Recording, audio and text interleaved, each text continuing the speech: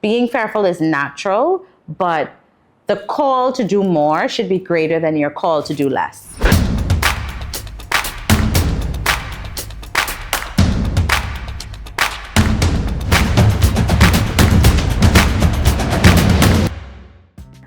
Where were you when you decided that you wanted to become a full-time entrepreneur? The first time or the second time? The first time I became an entrepreneur was straight out of university. I knew that the corporate world at that point, I mean, I was 22, ripe with all my creativity and first world experience living in Canada. And, you know, I felt like I had so much to offer, and I didn't want to feel boxed in to going into the corporate space. That just didn't appeal to me. So I leaned into what I enjoyed, which was at the time fashion and styling and accessories and retail. And so I started an accessories boutique because, again, out of the need for really showcasing my creativity, my ideas, my business mind. And so I just did it. That was the first time. The second time around, I was in corporate for about 10 years, and I settled, and I was okay just banking the salary and, you know, calling in sick when I needed to.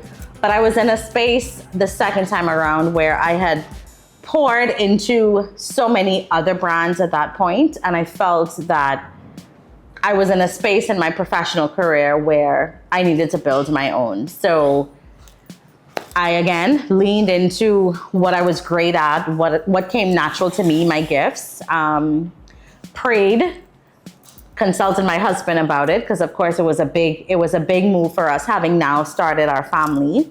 And I took the risk, and here we are. What would you say to the woman who feels called to do more, but is stuck in fear, doubt, or the illusion of security? The illusion of security is a great place to start. I think when we know we are called to do more, that feeling at the pit of our stomach or feeling complacent because we can actually make a difference, we can change lives, we have this deep desire to help. And I think fear is a natural part of it, because you're going from the known to the unknown, right? And you will naturally have doubts and fears. I think that's very natural. So that's the first thing I want that woman to know. Being fearful is natural, but the call to do more should be greater than your call to do less.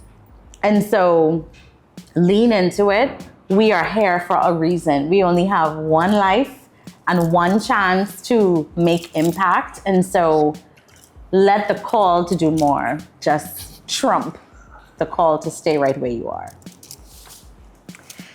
LCP from the beginning to LCP now. What does purpose-driven success look like for you?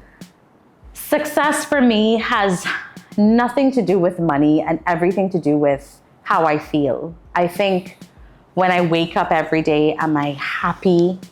When I want to take time off to spend time with my kids or my husband or my family, can I do that? When I want to say no to a client that I'm not connecting with, can I do that? Success for me is more how I feel. I remember when I was leaving my full-time job, I had a business coach at the time, and she asked, what are two main things you want to achieve by going off on your own that is not money? And immediately I said, freedom and ownership. Freedom of my time, my resources, freedom of my thoughts. And then ownership. Ownership meaning, if I want to sleep in today, I can. If I want to take a month or two off, I can. If I want to take a sabbatical to spend with my family, I can. And I think for me, that is what success means to me now. Just how I feel. Am I happy? And am I making impact? Am I doing what my gifts are meant to do? And I am. And scene. Oh, that was sweet. That was really sweet. That episode will be all touchy. All touchy and teary-eyed.